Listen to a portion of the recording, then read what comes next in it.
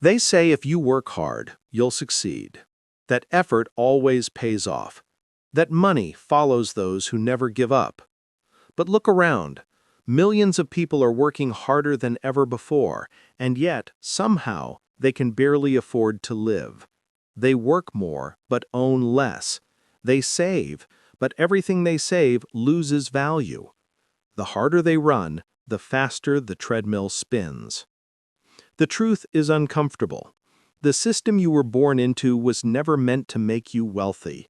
It was designed to keep you busy, to keep you dependent, to keep you believing that one more promotion, one more loan, one more year will finally make life easier. From the moment you step into school, the machine starts shaping you. You learn to memorize, to obey, to fit inside the structure. You are taught the history of wars, the names of kings, the formulas of physics, but not how money actually works. No one tells you how debt grows, how inflation steals, or how banks profit from your ignorance. The education system rewards conformity, not creativity. It praises those who follow instructions, not those who question them. Because questioning the system is dangerous. If you begin to see how it truly functions, you might stop feeding it. When you finally graduate, you think you're free. You believe you can build your own path. But your first steps are already written. Find a job, get a loan, buy things you can't afford. You become part of a silent deal, your time in exchange for survival. And every paycheck you earn goes to taxes, rent, bills, and debt. Money that flows upward, never sideways, never down. Banks love this cycle. They lend you money they don't have, created from nothing, and then charge you interest for the privilege. You spend decades paying for something that existed only as a number on a screen. The deeper you go into debt, the more predictable you become. You work harder, not for progress, but to keep from drowning. And while you fight to pay the minimum, those who control the system create new layers of dependency. They convince you that success means consumption, that happiness can be bought, that freedom is found in ownership of cars, houses, clothes, screens.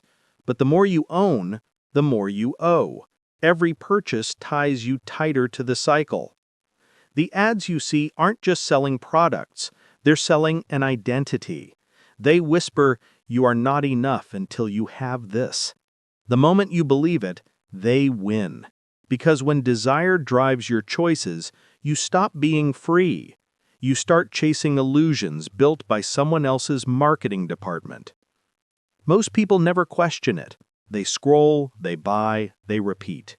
They laugh at memes about the grind, without realizing they are the punchline.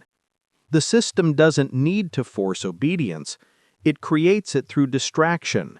It feeds you endless entertainment, controversy, and noise, so you never have the silence to think about why you feel trapped.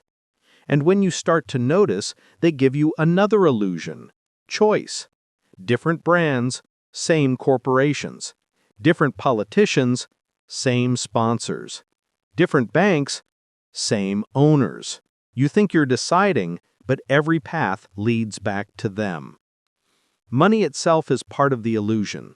It used to represent value, gold, goods, something real.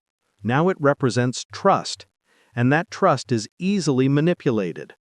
Governments print more of it, banks multiply it, inflation quietly robs you.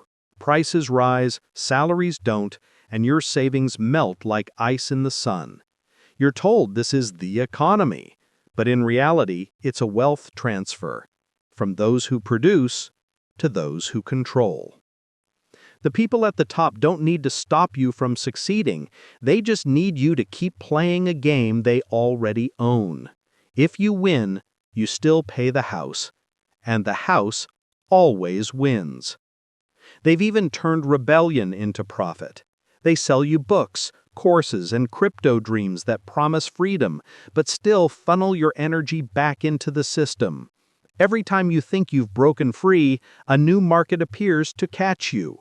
You move from one hamster wheel to another, calling it progress.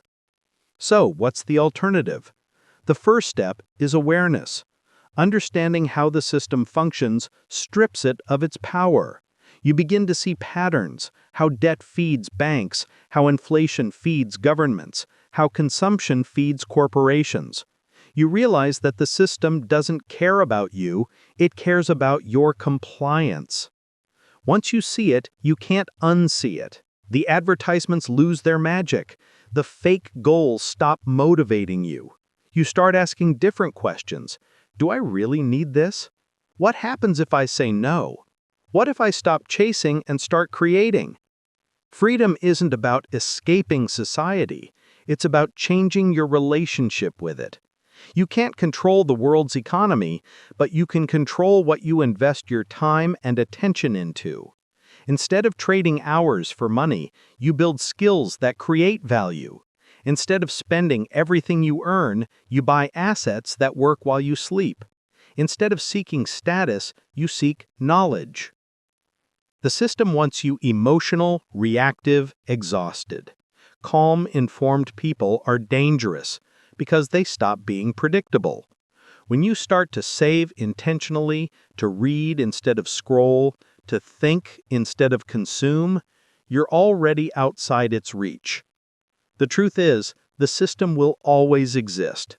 There will always be those who build it and those who obey it. But you can choose which side you stand on. You can become one of the few who understand the rules instead of playing blindly.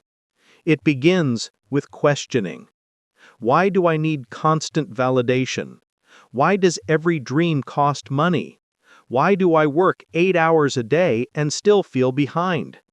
When you trace the answers, you'll find the same architects, the institutions that profit from your confusion. Real wealth isn't measured in possessions.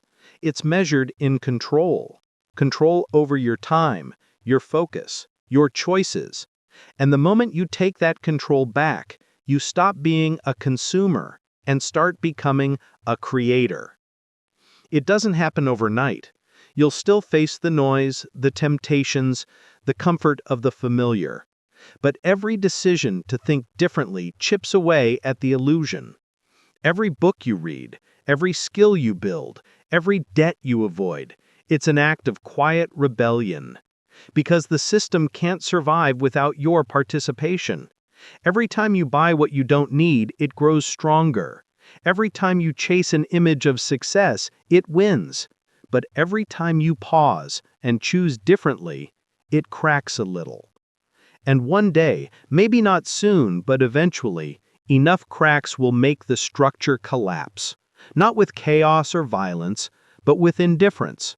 The moment people stop believing in the illusion, it loses all power.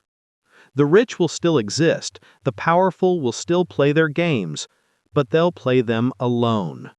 The rest of us will finally understand that real freedom isn't in beating the system, it's in walking away from it.